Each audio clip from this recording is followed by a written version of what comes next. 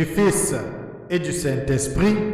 Amen. Le bien de mon Père, bonjour, bienvenue à cette nouvelle journée de méditation.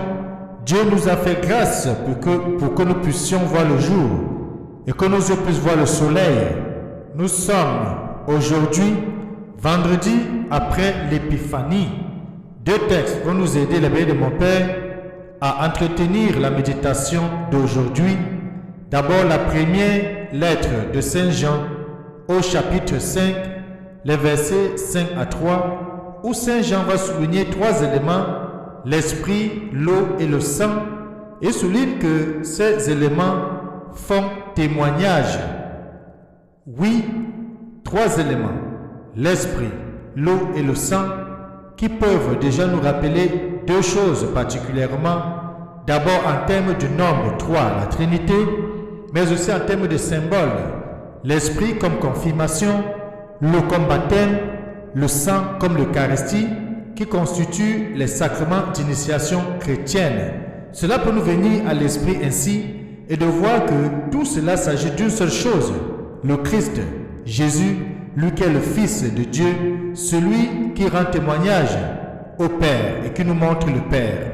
Ensuite, nous avons l'évangile de Jésus-Christ selon Saint Luc au chapitre 5, les versets 12 à 16, où nous allons voir cette guérison miraculeuse du lépreux que Jésus va, dans sa miséricorde, le guérir.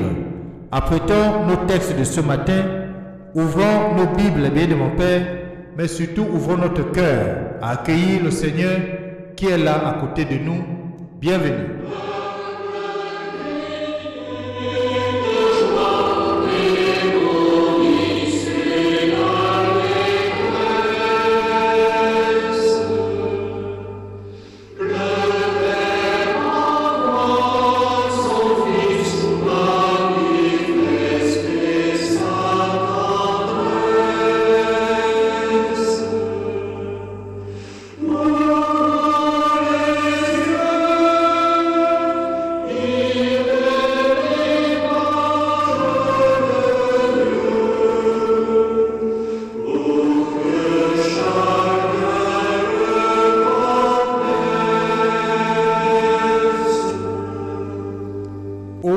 Tes yeux, les bénis de mon Père, tournons-nous vers lui et prions.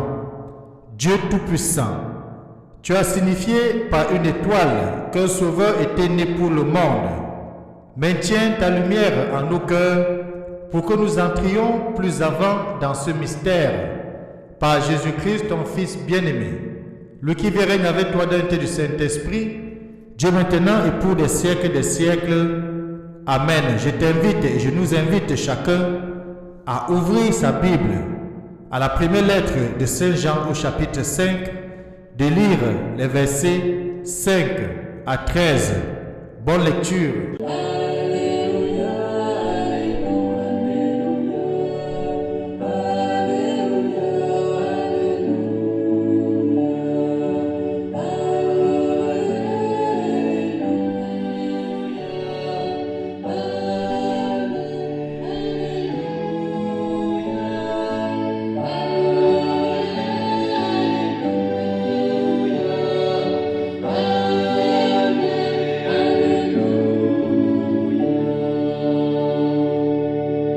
Évangile de Jésus-Christ selon Saint Luc, au chapitre 5, des versets 12 à 16. Jésus était dans une ville quand survint un homme couvert de lèpre. Voyant Jésus, il tomba face contre terre et le supplia.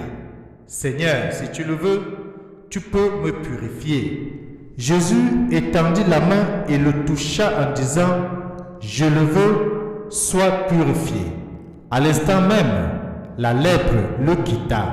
Alors Jésus lui ordonna de ne le dire à personne. Va plutôt te montrer au prêtre et donne pour ta purification ce que Moïse a prescrit. Ça sera pour tous un témoignage. De plus en plus, on parlait de Jésus. De grandes foules accouraient pour l'entendre et se faire guérir de leur maladie. Mais lui se retirait dans les endroits déserts et il priait. Acclamons la parole de Dieu. Louange à toi, Seigneur Jésus-Christ. À l'instant même, la lèpre le quitta. C'est ainsi que l'évangéliste Luc, que nous savons, qui était un médecin et qui pratiquement était le disciple de l'apôtre Paul, a écrit pour montrer comment notre Seigneur Jésus-Christ, dans sa miséricorde, dans son amour, dans sa toute-puissance, investi et oint de Dieu, accomplissait autour de lui des miracles et des gestes de générosité. Car le bien de mon Père, ce que le Christ fait dans l'évangile d'aujourd'hui, c'est ce qui avait été annoncé si nous avons bien pris la peine de bien lire le texte d'Isaïe d'hier, mais surtout de lire l'évangile d'hier, où le Christ disait que l'Esprit de Dieu est sur lui et qu'il est oint pour proclamer, apporter, n'est-ce pas, soulagement. Je paraphrase comme cela, mais nous pouvons aller relire l'évangile d'hier pour mieux comprendre dans quel cadre nous pouvons inscrire l'acte que Jésus pose aujourd'hui. Plus tard, l'évangile va dire que le message du Christ était accompli par des miracles, par des signes qu'il posait et qui montraient que nous étions là dans le royaume des cieux, qui était déjà au milieu des hommes. Le bien de mon Père, ce qui nous guérit aussi de notre infirmité spirituelle, ce qui nous guérit de notre incrédulité spirituelle, c'est le sacrement que nous recevons. Et c'est pour cela que dans la première lecture, j'ai beaucoup aimé et apprécié surtout le fait que Saint Jean, en écrivant, dit qu'en effet, ils sont trois qui rendent témoignage: l'esprit, l'eau et le sang. Et il dit bien, les trois n'en font qu'un. Et j'ai souligné que les trois n'en font qu'un parce que c'est celui qui met sa foi dans le Fils de Dieu qui possède en lui-même ce témoignage. Celui qui ne croit pas en Dieu, celui-là fait que Dieu est un menteur. Imaginez bien, mon Père, l'eau, le baptême. Nous savons ce que le baptême fait dans notre vie. 1. Le baptême nous lave du péché originel. Le baptême nous lave des fautes que nos premiers parents avaient commises, parce que tout homme naît avec ce péché, tout homme naît avec le péché originel, et le baptême vient nous laver de ce péché originel. Le même baptême permet de nous incorporer à Jésus-Christ pour que notre Seigneur vit à travers nous. Et Saint Paul va dire plus tard, ce n'est plus moi qui vis, c'est le Christ qui vit en moi. 3. Le baptême nous incorpore, ou surtout nous fait entrer dans une nouvelle famille, la famille des enfants de Dieu, la famille du peuple de Dieu, et par le baptême devenons fils et filles de Dieu. Nous voyons bien que le baptême à travers l'eau est très important dans la vie de tout croyant, parce que le baptême nous permet justement de retrouver notre autorité, notre dignité perdue depuis l'origine de fils de Dieu et de cheminer avec lui.